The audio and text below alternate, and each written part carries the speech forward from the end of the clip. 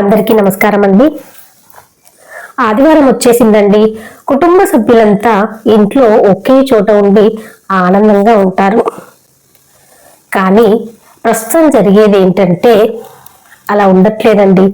ఇంట్లో వాళ్ళంతా భౌతికంగా ఇంట్లోనే ఉన్నా మానసికంగా దూరంగా ఉంటున్నారు. ఎందుకంటే అమ్మ ఇంట్లో కిచెన్లో మొబైల్లో వంటల వీడియోలు చూస్తూ వంట చేస్తూ ఉంది. నాన్న సోఫాలో కూర్చొని ల్యాప్టాప్లో తన వర్క్ చేసుకుంటున్నారు. పిల్లలు మరో సోఫాలో కూర్చున్నారు.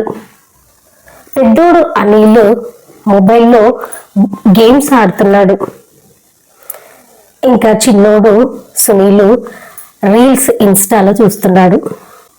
కుటుంబంలో ఉన్న సభ్యులంతా ఒకే చోట ఉన్న వారు మానసికంగా వారు వేరువేరు ప్రపంచాల్లో విహరిస్తూ ఉన్నారు. ఏం జరుగుతుంది మరి? ఎందుకు ఇలా అవుతుంది? దీన్నే నెట్వర్క్ సొసైటీ ప్రభావం అంటారండి. సోషల్ మీడియా ఎవరి ప్రపంచం వారిది. ఈ నెట్వర్క్ సొసైటీ ద్వారా ప్రపంచంలో ఏ మూల ఉన్న వ్యక్తినైనా మనం టచ్లో ఉండొచ్చు. కానీ ఇంట్లో ఒకే చోట భౌతికంగా ఉన్న మనుషులు మాత్రం మానసికంగా వేరవుతున్నారండి. ఈ డిజిటల్ మీడియా మన మనుషులను వేరు చేస్తుందని చెప్పొచ్చు. మన కుటుంబంలో ఉన్న వారంతా ఒక యూనిట్ అని చెప్పొచ్చండి. కానీ ఇప్పుడు కుటుంబం అంటే ఏ వ్యక్తికి ఆ వ్యక్తి ఒక యూనిట్గా ఒక సపరేట్గా తయారవుతున్నాడు. ఇక కుటుంబంలోని ఏ వ్యక్తికి ఆ వ్యక్తి వారి యొక్క అభిరుచులు కానీ ఆసక్తులు కానీ వ్యక్తిత్వాలు కానీ గ్లోబల్ నెట్వర్క్ ద్వారా పంచుకోవాలని నిర్ణయించుకుంటున్నారు.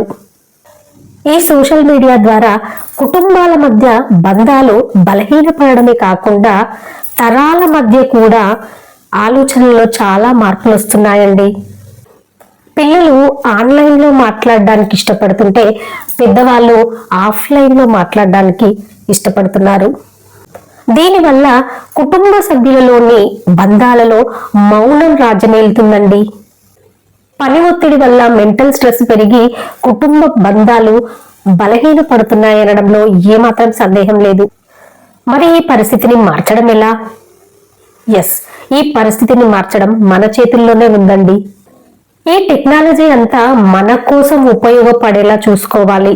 మన హ్యూమన్ రిలేషన్స్, మన కుటుంబ బంధాలు దూరం కాకుండా మనమే తగిన సమయాన్ని మన కుటుంబంతో స్పెండ్ చేయాలి. మనలోని భావాలను కుటుంబంతో షేర్ చేసుకోవాలి. అలా చేయాలంటే మనము కొంత సమయాన్ని కేటాయించాలి. ప్రతిరోజు కొంత సమయమైనా, అట్లీస్ట్ నైట్ డిన్నర్ సమయంలోనైనా అందరూ కుటుంబ సభ్యులంతా ఒకే చోట కూర్చొని ఆ రోజు డే ఎలా గడిచింది, లైఫ్ స్టైల్ ఎలా జరిగింది, ఏం ప్రాబ్లం ఫేస్ చేశారు అని కుటుంబ సభ్యులతో కనీసం ఒక 10 నిమిషాలైనా మనం మన మనోభావాలను షేర్ చేసుకోవాలండి. మనం ఫోన్లో ఎవరితోనూ మన ప్రాబ్లం చెప్పకుండా మన ఇంట్లోని మన సభ్యులకు మన ప్రాబ్లం చెప్పినప్పుడు మన వాళ్ళు మనకి తగిన సొల్యూషన్ ఇస్తారండి. మనం ఆన్లైన్లో ఎవరో హాయ్ అంటూ చాటింగ్ స్టార్ట్ చేసినప్పుడు వాళ్ళ చాటింగ్ చూసి మనం ప్రభావితమై వాళ్ళ చెప్పు చేతుల్లోకి పోకుండా మన కుటుంబ సభ్యులతో మనము లైవ్లో సమయాన్ని కేటాయించాలి. దీనివల్ల మానవ సంబంధాలు పెంపొందుతాయి. ఇది ఎవరో చేస్తే రాదండి.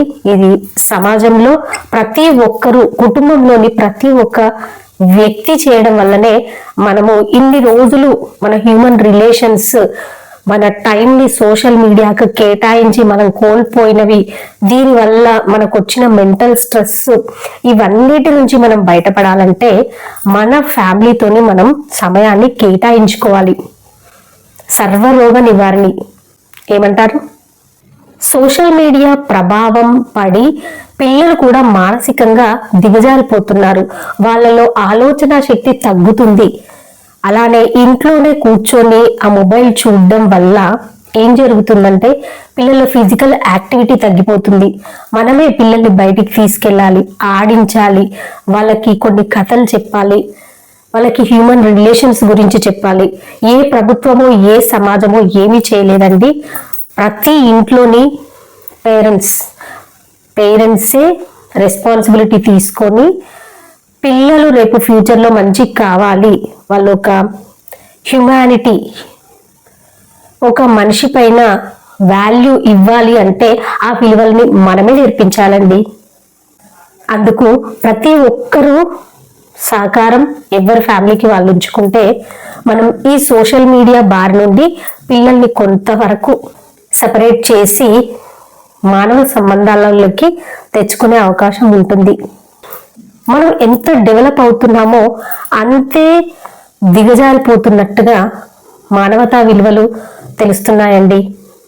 వీటన్నిటి నుండి మనం బయటపడాలంటే ఒక కుటుంబంలోని సభ్యులందరూ ఒకే చోటికి వచ్చి వాళ్ళ యొక్క మనోభావాలు పంచుకోవడానికి కొంత సమయాన్ని కేటాయించడమే పరిష్కారం అని నేను అనుకుంటున్నాను. మనం అందరం కలిసే ఉంటున్నామా లేదా ఒకే ఇంట్లో భౌతికంగా ఉంటున్నామా ఆలోచించండి.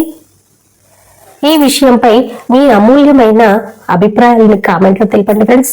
వీడియో నచ్చితే లైక్ చేయండి, షేర్ చేయండి, ఛానల్ని తప్పకుండా సబ్స్క్రైబ్ చేసుకోండి. అలాగే మరవకుండా బెల్ బటన్ నొక్కి పెట్టండి ఫ్రెండ్స్. మరో టాపిక్తో మరో వీడియోలో మళ్ళీ కలుద్దాం. ఉంటానండి.